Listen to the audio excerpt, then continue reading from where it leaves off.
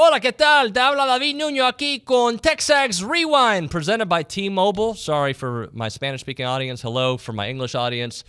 We are presented by T-Mobile. They want to remind you to visit T-Mobile.com/acrossamerica to learn how you can get value and coverage through T-Mobile. And what a great show we had today, asking, is Arkansas really the heir apparent to Alabama? No, we don't think so. We had to get into that. And also, what are the best position battles for A&M that you're most intrigued by? Comment below. We'd appreciate to hear what you're thinking. Is it wide receiver? Is it quarterback? Is it defensive line? Is it secondary? I tend to think it's the wide receiver. So we had Charean Williams at the top of the show to break things down from an NFL perspective. A lot of movement there. Is Kenyon Green going to go to the Dallas Cowboys? Billy Liucci called in. We talked about Caleb Chapman entering the portal. Good stuff as always on that one. The great Pat Henry in studio. Always love talking to him. They just are going to Florida. They just had the 44 Farms Invitational. Good stuff as always. And then Connor O'Gara likes A&M, doesn't love them in 2022 because of some question marks. People got angry. It's okay. People are allowed to have opinions. It is TexAgs Rewind.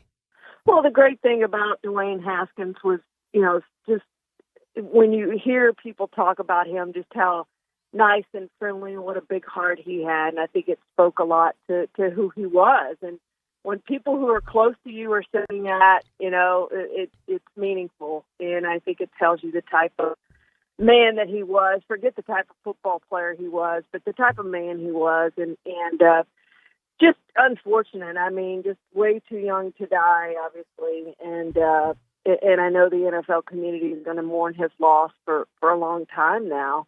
Into the season, they're going to be thinking about Dwayne Haskins. And, he's finally going to get his chance to compete for that starting job in Pittsburgh with Ben Roethlisberger gone. And I thought he was going to have a good chance to secure it with Mitchell Trubisky and Mason Rudolph. They're also competing for the job, and I thought he had a chance to win that job. Having learned under Ben for a year, I thought was really good for him. So just a tragic death, and we don't know all the circumstances, obviously, yet. And Fort Lauderdale police say they're not releasing anything else until after their investigation is complete. But just a tragedy, and I think when something like that hits the NFL, people react as they have. Just a tragedy is all you could say it is. And then Gary Blair, I'd like to mention something about him. Longtime Cowboys running backs coach for 7 years.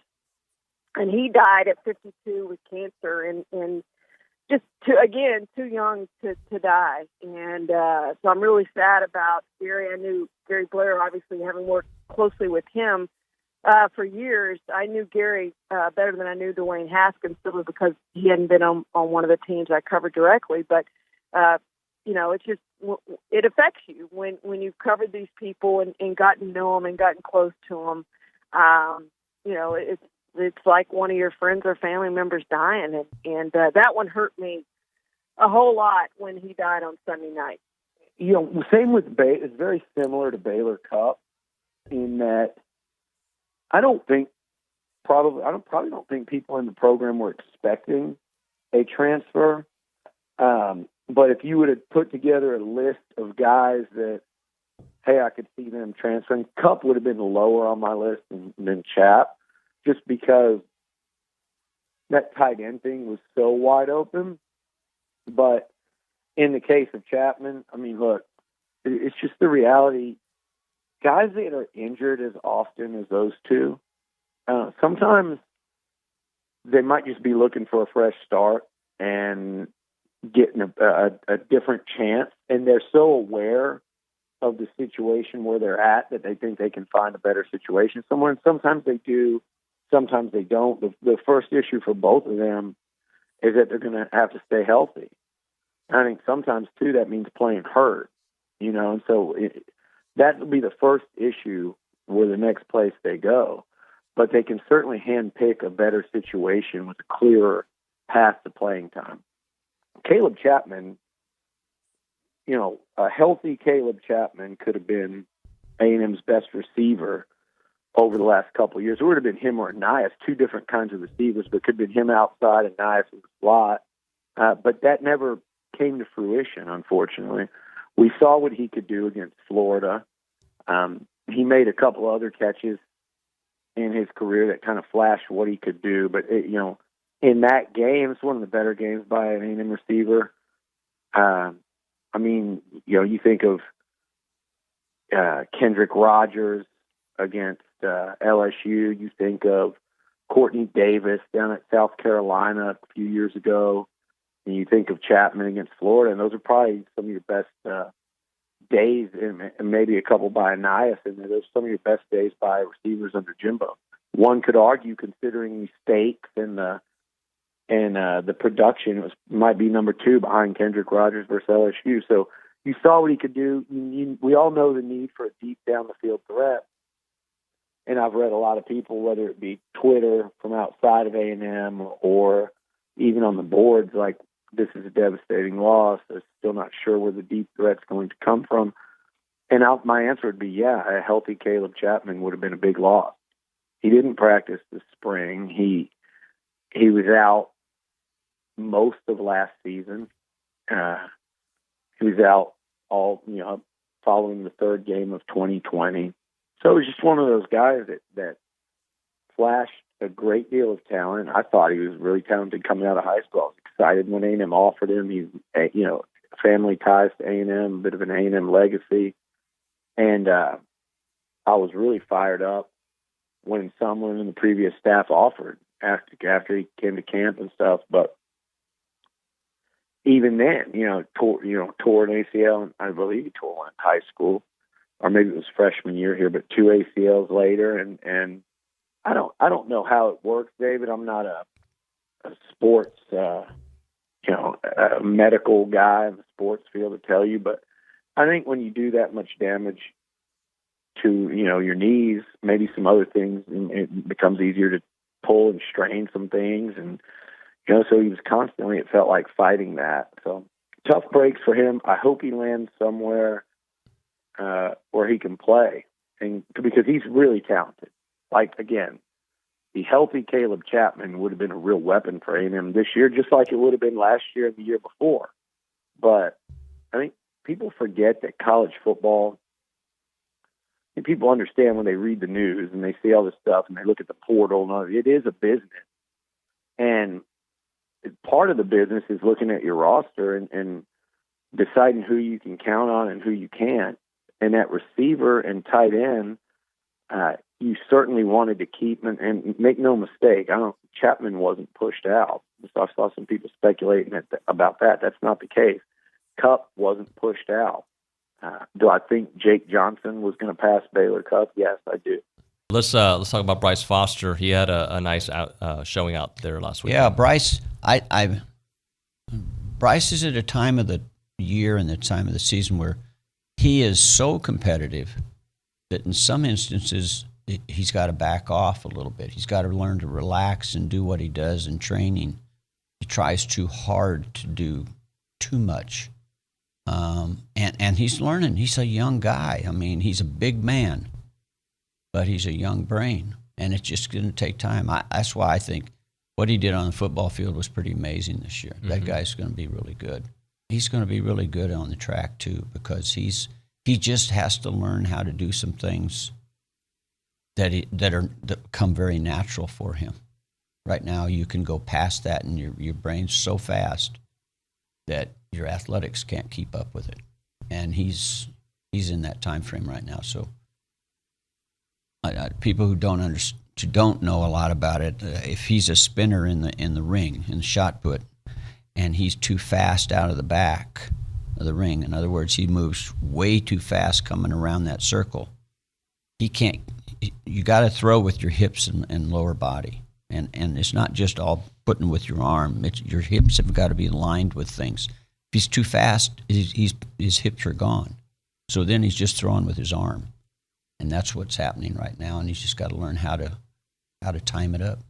I think I saw A-Chain finishing third. How did he look? No, I was happy for the one guy that beat him. Mm-hmm. Ryan Martin ran really well this weekend. Ryan ran, 10:14 and looked good. Devon spent half the day over at football, just kind of walking around, looking and doing things over at football. And his concentration level and what he was doing, I think we're a little bit off. Plus, you gotta you can't be on your feet. You gotta relax. You gotta rest a little bit before you compete, and it'd be like going to a track meet before you play a football game. There's a little bit something that you lose there, and so even though he didn't do anything on the football field, it's still over there, and I'm glad he was over there. I think he needed to be over there. Maybe the defense isn't generational from attacking the quarterback right away because of DeMarvin's leaving and Michael Clemens leaving, but overall, you might be better as a unit because the secondary could be better. You got, again, freshmen coming in, have to prove who they are. Miles Jones is back. Linebackers got some question marks, but you got a couple 5-stars on that line, and Fidel Diggs coming in. And so what I'm saying is maybe collectively it could be somewhat similar to what you saw with the offensive line. It took a little while, but once they gelled, they certainly gelled. Yeah, I the only way I would see a path to that happening is if this linebacking core with Edgerrin Cooper, is like really, really good. We're going to need to see Antonio Johnson play at the All-America level that I think he's capable of, which I thought he showed in spots last year. And I'm anxious to see kind of how DJ Durkin uses him in this defense. And if he can play that honey badger type role for the Aggies, then obviously that's a game changer. But I think one of the things that we've seen these last couple of years, and because 2020 has kind of added a year of eligibility to some of these guys where we're seeing like 5th and 6th year seniors in the sport, you kind of need those grown men on the line of scrimmage, man. Like if you're really young in that area, I think it's going to limit what you're able to do. And it's great that A&M has 5-stars. And if we're talking about 2023, 2024, then you're set up really, really well. And I think everybody's kind of in agreement. They're going to have a prime opportunity. But as it relates to 2022, yeah, I think that I'm a little bit more in wait and see mode. And I think you put a lot of pressure on your back end if your defensive line isn't able to win those battles consistently. I want to go back to wide receiver because Caleb leaving is a question. But some of Evan Stewart already looks like he's the truth. And that might be part of the reason that Caleb left is he sees the guys in front of him that he's going to have to pass to get on the field. Chase Lane should be healthy. Evan Stewart, Chris Marshall, still question mark because we haven't seen him at this level. But there's a lot of talent out there that if they get it going, could be better than what they had last year. Should be better, I should say.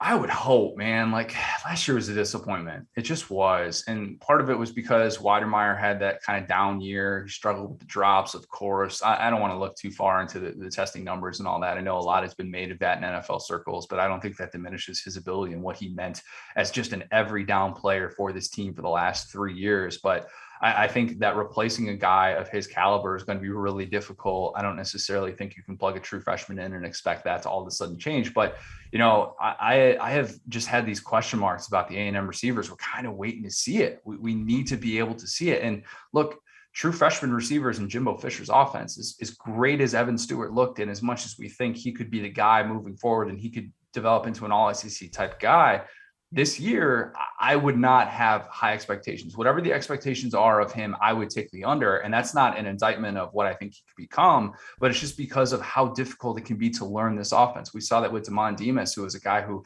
obviously had his off the field issues as well, but was just struggling to get on the field. And you see the ability, but you still have to understand this offense. You still have to understand the intricacies of route running and how to get separation at this level. It's just not an easy thing to do for a freshman receiver in any offense in the SEC, much less one that's trying to learn Jimbo Fisher's offense. All right, that's going to do it for TexAgs Rewind on a Tuesday. It's going to be a fun one. I want to remind you guys to comment below whatever we talked about. I think it was about the position battles. Like, subscribe, tell your friends, and tell your uncle. Make sure you tell him. He's a big fan of the show. Thanks for watching.